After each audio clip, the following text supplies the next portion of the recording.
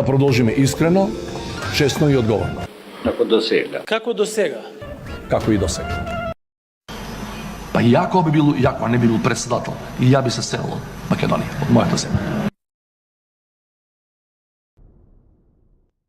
Вчера со Каљо Тунгузија цел ден се расправавме за тоа дека Тунгузија не е измислена територија, што македонски превод значи место далеку негде у пичку материну и понатака, како што тврдеше Каљо, туку дека е тоа територија во Русија. Да, додуша далеку у пичку материну. Ама постои од како постои Русија, како што тврдев јас. Не е тачно, ме вика Каљо, тоа е измислена земја, бе баце. Па ти си бар стар скопјанец, знаеш и сам како го добив на димакот. Абе Каљо, каква врска има, викам, твојов прекар со фактот дека Тунгузија е светски позната по тоа што 1900 и некоја, на почетокот на минатиот век, таму треснал метеор и имевал мајката на тунгузијциве. И имало голема експлозија и тоа диносаурус све живо изгинало тамо. И зајци, волци, лисици. Немаш врска, ми вика Каљо, бе. Ја на димакот го добив као копилј. Се качив на железничка увозат за Солун, па излегов у Гевгелија, затоа што мислев дека морето е тука преку патот од Карши. И после кога ме најдоа, мавнато тоа сонцето глава, сунчаница, гладен, жеден, и кога комшиите го прашуваа, татко ми, кај го најдоа Кајло твој, бре, комшија, кај го најдоа, он им викаше, во Тунгузија, тргнал на плажа, а нема врска. Ја бев у Гевгелија, ме акна тоа сонцето глава, бетер од метеор. И мајка ми мисла ми кажа, само татко ми нели сакал да се фали, демек сум стигнал многу далеку. И после си викам нормално дека нема Тунгузија, како што очигледно нема ни Македонија. За да има Македонија, државата треба да има атрибути. Меѓу тие атрибути е и грбот на Македонија, онаа значкана за угевгелиски колхоз после партијава СДС. Меѓу последните комунистички рецидиви кои се оставени во оваа земја, за да може таа полека да се распадне и да се загуши таму левичарски завери. Македонскиот државен грб е еден од двата во Европа кои се уште имаат социјалистички стил и се со пејсажен карактер, мислам, на грбов шуми, нешто рекичка, жито, јачмен, овес. И се има таков социјалистички стил, со пејсажен карактер е, наместо да има историски карактер. Другиот грб со пејсажен стил е грбот, да кажеме, на Белорусија. Според сите меѓународни домашни хералдички стандарди, ова не е грб, туку амблем. Но и покрај тоа што е амблем, законот на Македонија го именува како грб. Катастрофа за која се криви сите досегашни политичари. Вистинскиот грб на Македонија низ историјата е, да ви кажам јас, златниот лав на црвена основа во одбрамбена позиција со двојна опашка. Двојна опашка, мислам, не е една од напред, друга од позади, него по оваа заднава е двојна вака опашка. Го имало на сите македонски обележја, откако постои Македонија. Исто како сонцето од Кутлеш, си има своја хералдика и представува вистински земски грб. Но последната седница за донесување на грбот, која требаше да се одржи во 2002 година, беше прекината од Стојан Нандов како председавач и никогаш не беше продолжена. Зошто? Затоа што не им се допаѓал на албанците.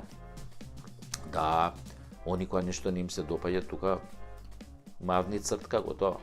Ја мајката, па имате вие бе свој грб и знаме да своја држава, дури знамето ни го веете тука, иако вие национално.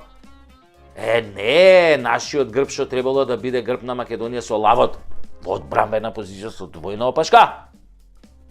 Малце ги навредувал.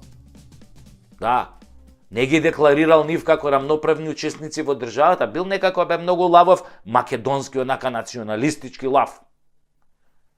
Нашиот грб не можеме да си го ставиме заради вас, брача албанци, бидејќи ви бил националистички. Добро, разбирам, пеки, вие не сте националисти и само своето си го чувате, а туѓо не земате. Не, никогаш не земате туѓо, браќа албанци. Ја тоа да ви кажам, и го знам тоа. Тогаш само што го кажав ова, се вмеша Каљо Тунгузија, ми вика, ми улета онака среден мисли и ми вика, баце, знаеш дека ти дедо му на, шо тропаш бе, ми вика. Знаеш дека ти дедо му на Ѓорѓи Кастриот, овој Скендербек на албанциве се викал Стеван дедо му. Стеван се викал. Татко му Јован. мајка му Воислава, браќата му Станиш, Репош и Костадин, дедо му по мајка Андреш Лазаре, татко му на Скендербек изградил манастир и камбанарија на Света Гора, бе.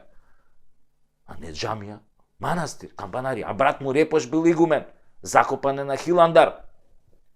Тамо. Инаку Ѓорѓи Кастриот се оженил со војводката Даница Донка, керка на Ѓорги Комненик, княгињата Ангелина Требош. Имал повеќе деца од кои синовите му се викале Максим, Бранко и Иван. И немало во фамилијата ниту еден Али, Бујар, Артан, Арбен, Дуалипа, Бебе Реджа, Ритаура. Не бе. Не бе. Све у фамилијата православни имиња имал. Роднини бе. Тоа дека е албанец, да. А и дека музиката на албанската химна на знамето изведена инаку од романската патриотска песна да нашето знаме пишува Унија. Што збориш бе, му викам на Каљо Тунгузија? Да бе, вика. Тоа бе, вика, изземена е, вика, од романците, компониране од романецот Ципријан Порумбеску. Брат му на овој Цепиш Газеску. Текстот е многу сличен до оригиналниот романски текст на авторот. А кога станува збор за албанското знаме, неговото потекло може да се проследи до орелот прикажа на транспарентите на Римската империја Акила. По падот на Рим, Византиската православна христијанска империја го имала двоглавиот орел како символ на христијанството и верата. Добро бе, Каљо, му викам, не го дрви сега бе, брат, гледаш дека луѓето културно си позаемле се што им требало, ама нашиот историски грб не даваа да го усвоиме. Значи не е проблемот кај нив, проблемот е кај нашиве давајгази, кои не се достојни за тој лав како државен грб. Тогаш Каљо ме погледна и ми одбруси, сега ми текна бе. Ако Тунгузија навистина постои, кој е незиниот грб? Тука ме фати. Не е бил овој Каљо толку изгубен колку што ние го мислевме дека е изгубен, нели? Така е.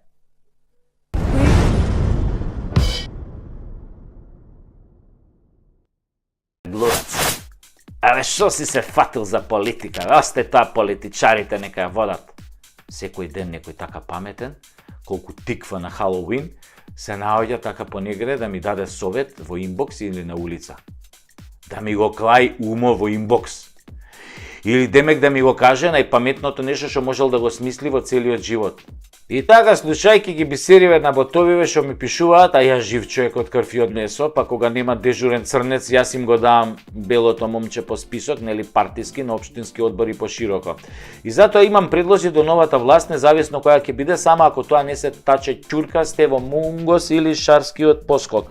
Али за да може државава да мрдне малку од нултата позиција и да конечно имаме пари за децата. А не да ги лечиме нели со СМС, што е најголема срамота и грев за еден народ. Значи, од прилика вака одат пресметките што морате веднаш да ги направите. Прво, ќе ги намалите платите на пратениците и функционерите и ќе ги изедначите со платите на докторите и учителите, односно на наставниците и професорите, затоа што, како што рекол Ататурк, нема држава ако учителите и докторите не земаат плата колку што земаат нели пратениците. Значи, функционери, доктори, даскали, иста плата. Потоа ќе ги укинете сите државни службени возила, ќе ги оставите само десетина за странски делегации, службените возила кои не се патнички, како што се во полицијата, армија, македонски шуми и други институции кои имаат возила со кои ја извршуваат основната дејност. Потоа ќе ги укинете обезбедувањето на бивши премиери, бидејќи сите досега се утепа од крадење, а треба уште пак со наши пари да ги чуваме. Ако се честни, ќе си одат по улица со дигнато чело, ако се арами, нека седат дома, кој ги пучи, цел живот напучени да одат. Потоа да укинете цело Косово и Албанија да се лечат кај нас, а ние да немаме основни средства за операции и лекови. По кој основ се лечат Косово и Албанија кај нас, бе? По кој основ би се лечеле Србија и Бугарија кај нас или ние кај нив? Потоа да ги укинете сите економски директори во здравството и да ставите менаџери, а не доктори за директори. Менаџерите ќе менаџираат со парите, а докторите ќе лечат. Кој менаџер биде фатен со малверзации, кој доктор биде фатен со мито, одат во затвор. Нема извини. Толку е. Потоа укинете ги оние глупи сертификати за англиски и тестови за функционери, затоа што пола шарпланина со купени дипломи ви е функционер. И од англиски знаат само yes и no и fuck you, кога се работи за државата. Функционер се назначува политички, има 1 година грейс период, ако не вратил долгови, не купил опрема, не склучил меѓународни договори, не подигнал плати за својата институција, на клоци. А ако се успеал да направи дури и повеќе, мандатот уште 3 години со право на реизбор уште 4 години. Какви тојфоли, какви иелци, денес во светот сите зборуваат нормален англиски, целиот бизнис оди на англиски, целата интернет комуникација оди на англиски.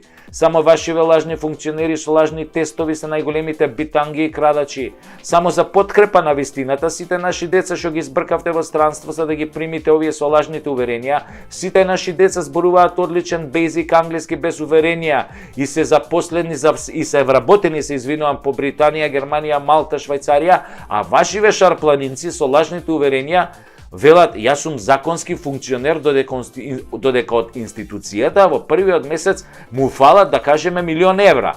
Затоа манете се со глупости, го назначаш функционер и ги оставаш под обсервација на внатрешна контрола у влада. Јебова с англиски. Мислам, после тоа укинувате и службени картички, јадење по ресторани само во тој во собрание и таму да се носат сите гости, барем ќе се знае сметката на купче, за општини институции лимит до 200 евра месечно за кафани, се на тоа автоматски да следи кривична пријава. Ако сака да работи за општината и државата, не треба ние да го раниме, ќе си јаде, има плата, дневници, додатоци. Уште државна сметка за храна и пелени не му треба. Исто така и трошоците за бензин во институциите и општините, ставка 0. Епа другари, кога во првите 100 дена ќе го направите ова, гледајте ја следната преку Тасевски епизода професор, доктор, магистар and суперстар Сашо преку Тасевски, алијас Саша Напучеев преку Куров или коднием именем Куров. Значи, секретниот агент Путиња коднием именем Куров. Тој ќе ви даде нови 5 задачи да реализирате. Само така можеме еден ден да станеме држава. Понимаете?